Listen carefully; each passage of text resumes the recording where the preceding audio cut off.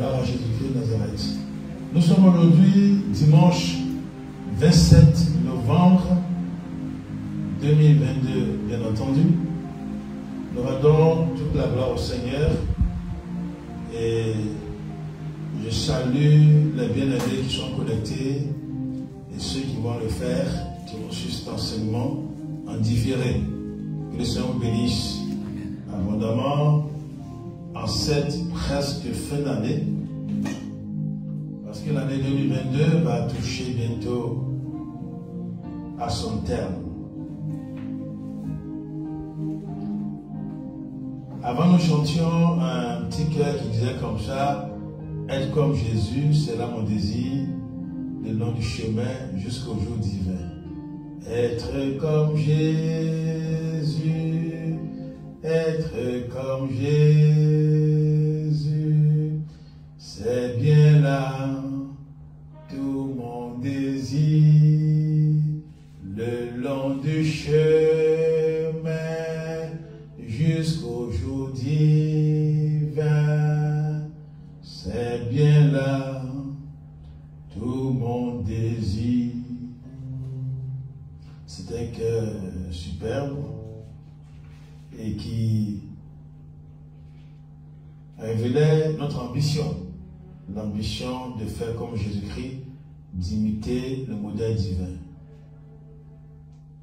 Se débarrasser des pesanteurs qui plombent la marche dans la victoire. Se débarrasser des pesanteurs qui plombent la marche dans la victoire.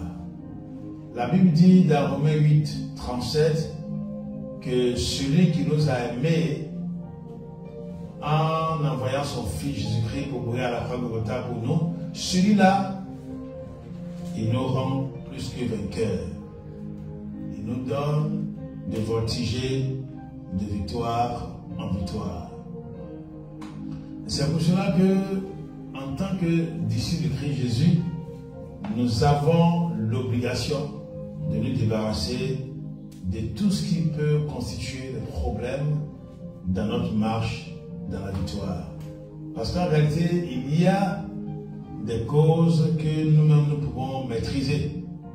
Si on me dit qu'il faut que je fasse tout pour pouvoir régler mon comportement sous l'angle de ce qui fait plaisir à Dieu, bien entendu, je ne vais pas attendre que quelqu'un vienne le faire pour moi. Je dois le faire. Je dois m'y engager. Pour que toutes les causes visibles puissent être enrayées. Tout ce qui est visible, tout ce que me permettent de faire mes membres et qui ne sont pas, et qui n'est pas agréable à Dieu, je puisse moi-même en débarrasser. La Bible déclare ce propos dans Hébreux chapitre 12. Nous allons lire ce passage du verset 1 jusqu'au verset 2. Hébreux chapitre 12, verset 1 à 2. C'est-à-dire à propos de notre marche avec Christ pour demeurer dans la victoire. Le long du chemin, il y a des événements, il y a plusieurs étapes. Mais nous sommes appelés justement à imiter Christ, à faire comme Christ le long du chemin. Et le petit chant dit jusqu'au jour divin. Le jour divin peut être ce jour où Christ revient dans sa gloire, mais ça peut être aussi le jour où Dieu m'appelle à lui, Dieu me rappelle à lui. Hébreux chapitre 12, verset 1er.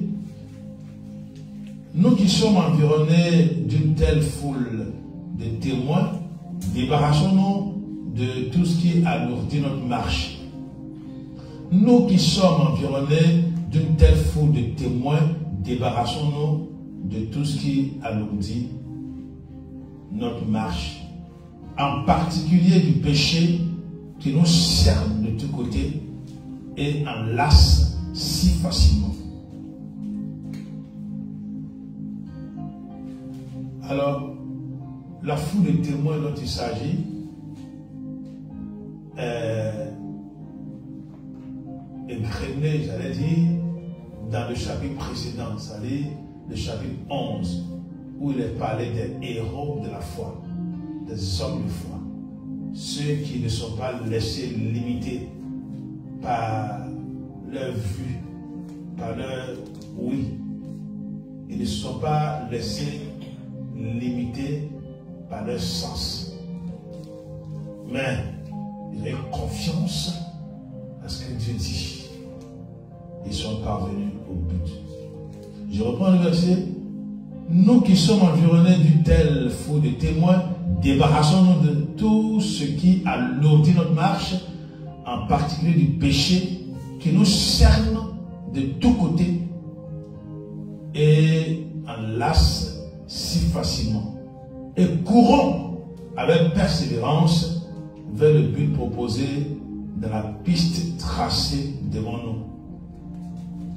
Ici, nous nous imaginons dans un stade en train de faire 100 mètres.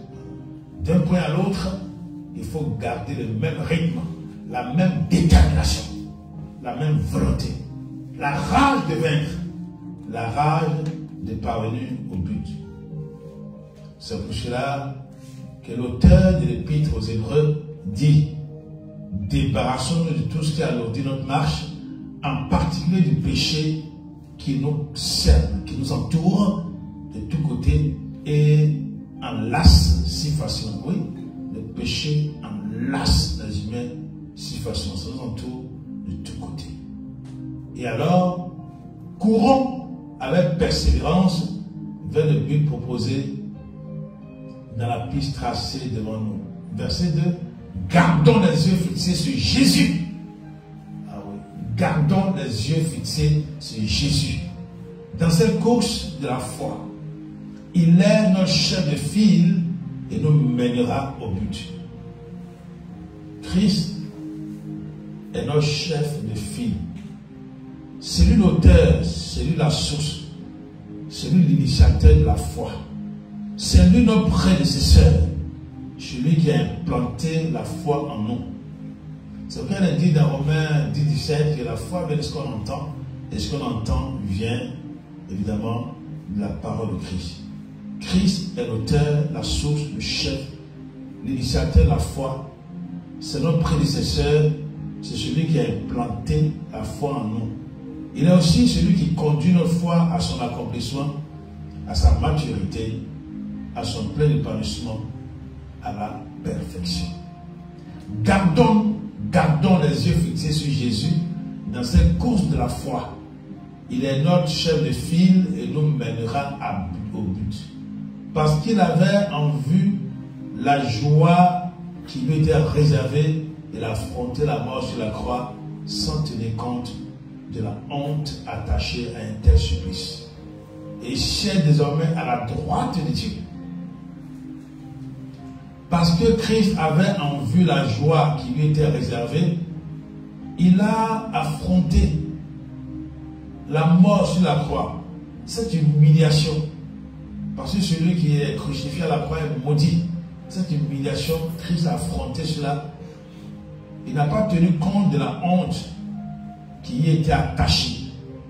La honte attachée à ce supplice-là.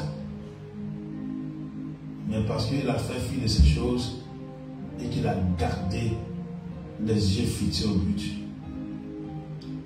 Il est dit qu'il est celui-là qui siège à présent auprès de la majesté divine. Dans notre marche, nous sommes appelés à nous débarrasser des pesanteurs, de tout ce qui peut freiner, ralentir notre marche, et même nous mettre dans le décor, le discernement.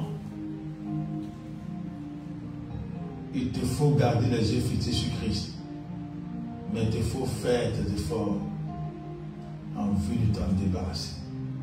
Le long du chemin, il y a toutes sortes de pièges. Le chemin est parsemé de trappes. Mais c'est à toi de tout faire pour les éviter. Oui, tu dois tout faire pour éviter ces interpellations, ces groupes qui t'appellent, ces groupuscules qui t'appellent. L'orgueil est là qui t'appelle.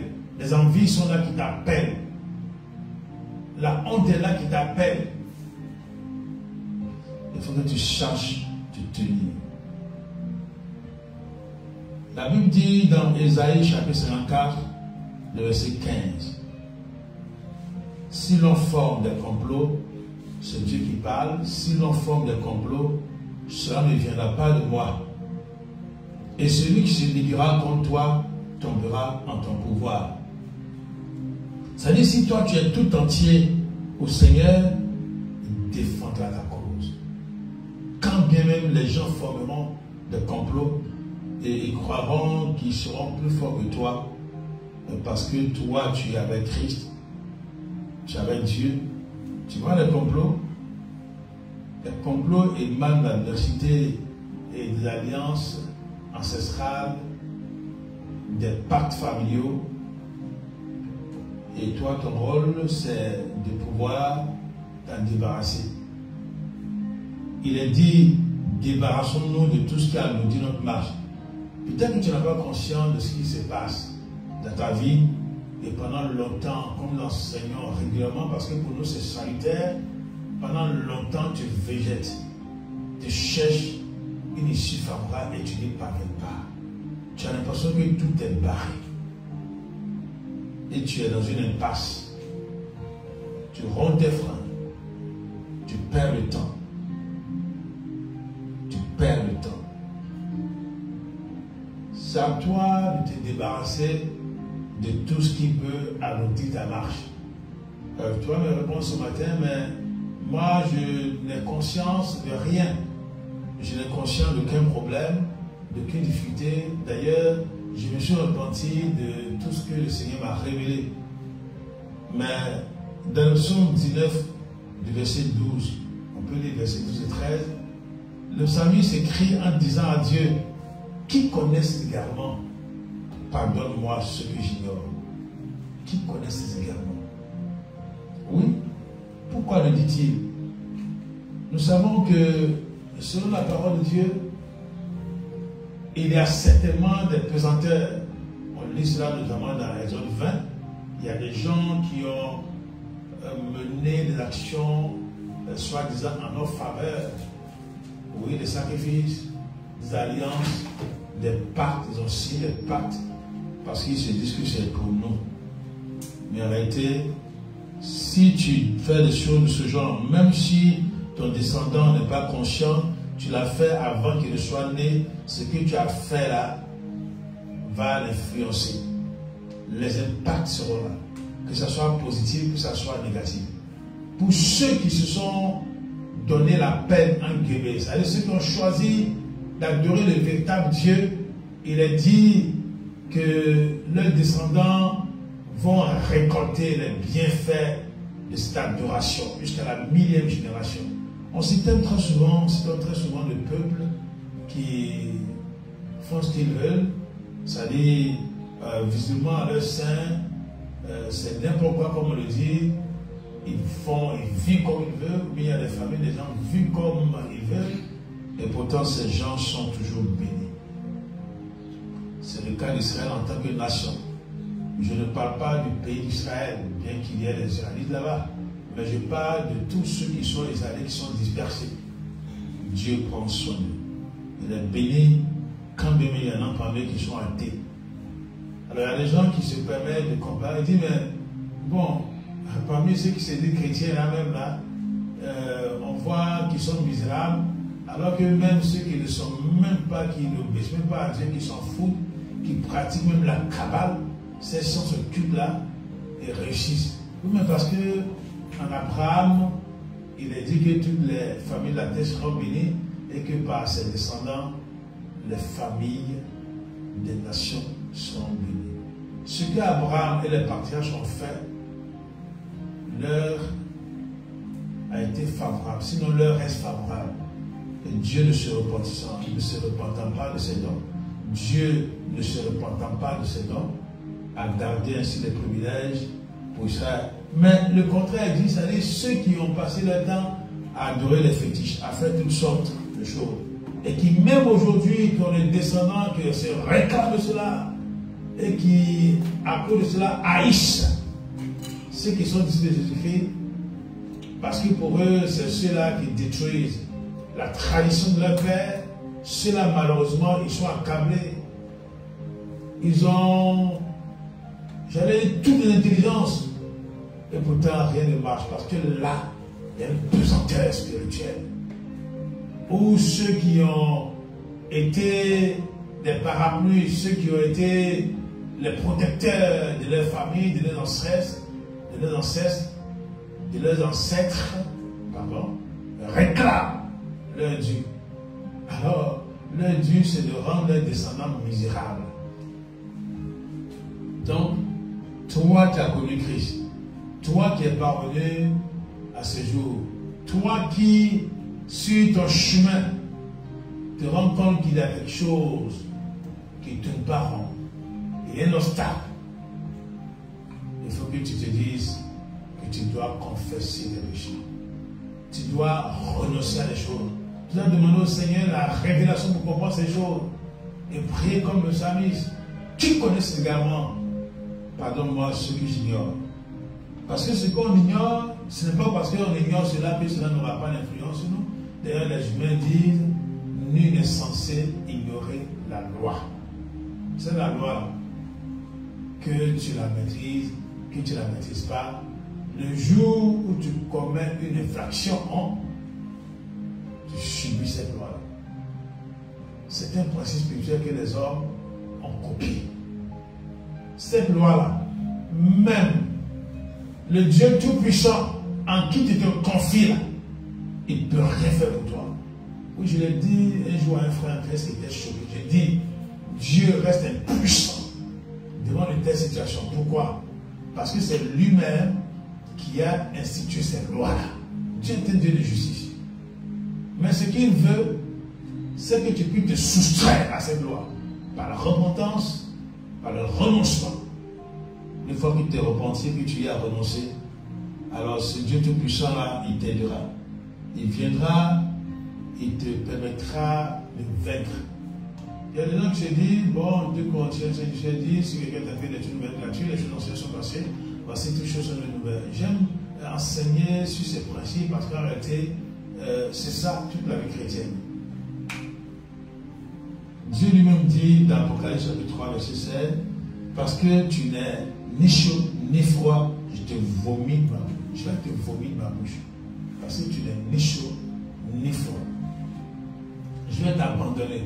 Alors, tu as décidé de marcher à Christ, c'est vrai. Mais tu vois, il y a des pesanteurs. Il y a des choses que tu ignores. Et tu es dans une église où on déteste ce genre d'enseignement. Où tu côtoies les gens qui te disent non, ça c'est pas la peine, c'est pas grave. Lui, tu es sauvé, c'est essentiel. Dieu dit que ce n'est pas un projet de malheur qu'il a élaboré pour toi, mais c'est un projet de bonheur et de paix. Il faut que tu entres dans ta destinée. Ta destinée est à nul autre pareil. Tu n'as pas la même destinée que l'autre.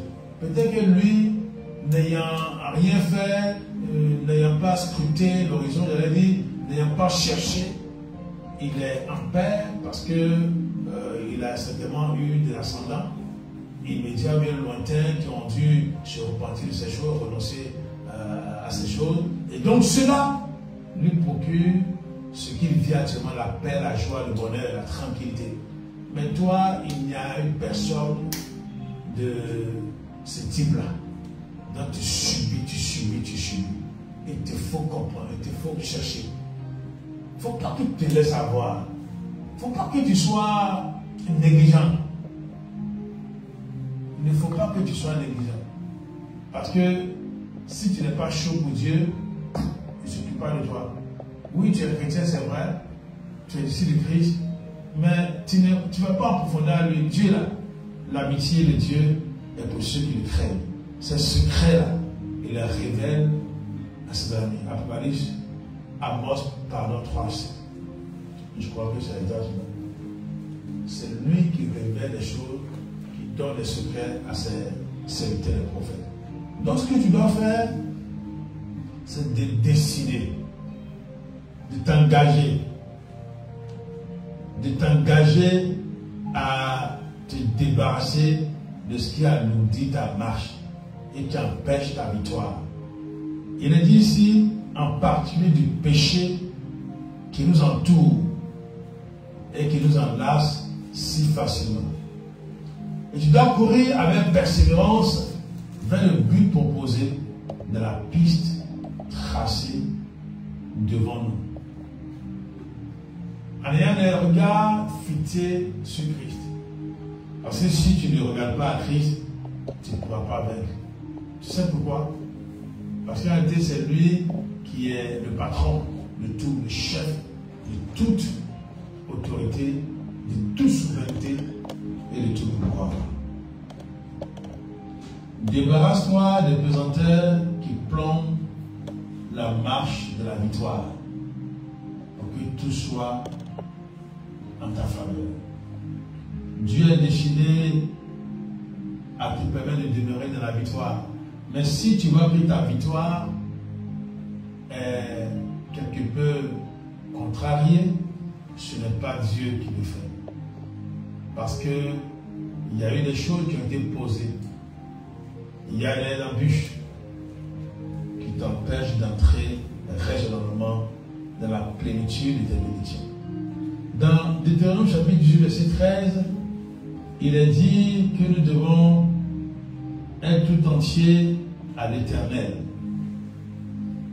Être tout entier à l'Éternel. C'est là l'enjeu de la vie chrétienne. C'est-à-dire, il ne faut pas être un peu à Dieu, un peu à Jésus-Christ, et puis un peu de l'autre côté là-bas faire ce qu'on veut. Non. C'est sans compromission. Nous sommes appelés à vivre une vie sans compromission.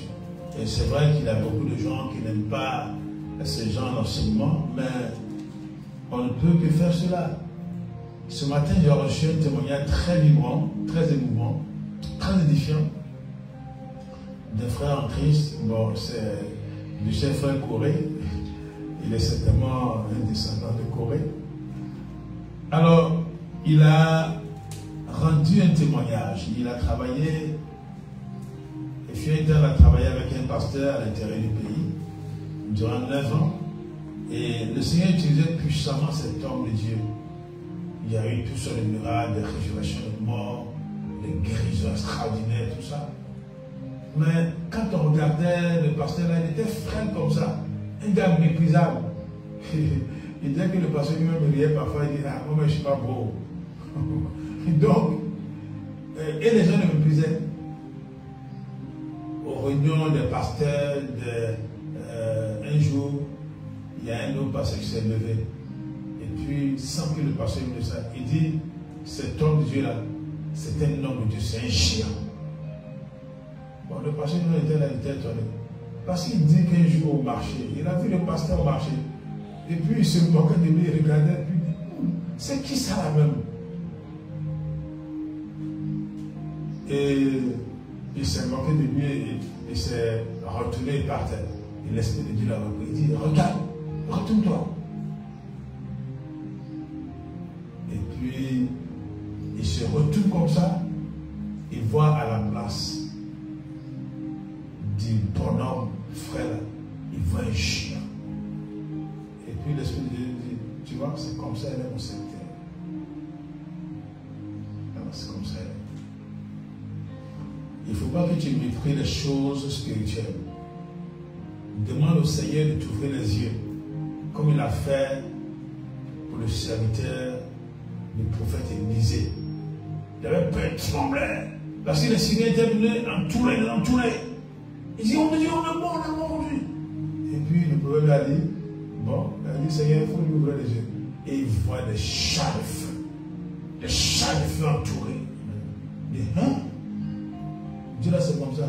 Oui, tu sais, il y a des victoires qui t'ont été arrachées, ou du moins qui te seront retardées. Pourquoi? Parce que tu n'es ni chaud, ni froid. Si tu es froid là, ça veut dire que tu n'appartiens pas à Dieu. Si tu es chaud là, ça veut dire que tu appartiens à Dieu. Mais tu es tiède. Tu prends un peu, comme des gens qui, invoquant l'Éternel des armées, invoquent aussi les puissants du mal. Ils invoquent aussi les puissants des ténèbres. Dieu ne donne pas sa gloire aux gens. Tu restes attaché à lui, tu es ferme, Et tu verras que tes défaites vont se transformer en victoire. Comme la mort de Christ a été transformée en vie. C'est Dieu qui a le dernier mot. C'est Dieu qui a tout et tout. Et donc le frère Corée a rendu ce puissant témoignage. Oh, j'ai été édifié ce matin. Vous comprenez? Et cet homme, il disait comme ça qu'il a été affecté à Abidjan et il est mort quelque part dans la misère, quelque part, enfin, dans un quartier. Il est mort en 2013. On n'a même pas fait part de sa mort dans les églises, enfin, de sa dénomination. Parce que, en réalité, dans cette dénomination, on annonce, j'allais dire, en crampon, quand il y a quelque chose, un événement malheureux comme ça, même pour lui, c'est passé sous silence. Et j'ai dit, bon, mais Dieu a enlevé son serviteur, donc bon, c'est l'humilité qui continue toujours pour la gloire du Seigneur. Mais il faut que tu comprennes que si tu es copain, si tu n'es ni chaud, ni froid, alors que Dieu te veut chaud pour lui, il va te vomir de la boue. Ne te plains pas. Les gens qui ne sont pas tout entiers à l'Éternel, mais ils sont toujours en train de se plaindre. Mais c'est devant les gens qui te plaignent. Va te plaindre en cachet de toi-même. Et règle ta vie avec Christ. Repends-toi. Renonce aux choses qui ne plaisent pas au Seigneur. Et tu verras ce qu'il va faire pour toi. Nous allons lire, pour terminer, 1 Thessaloniciens chapitre 5. 1 Thessaloniciens chapitre 5, verset 22.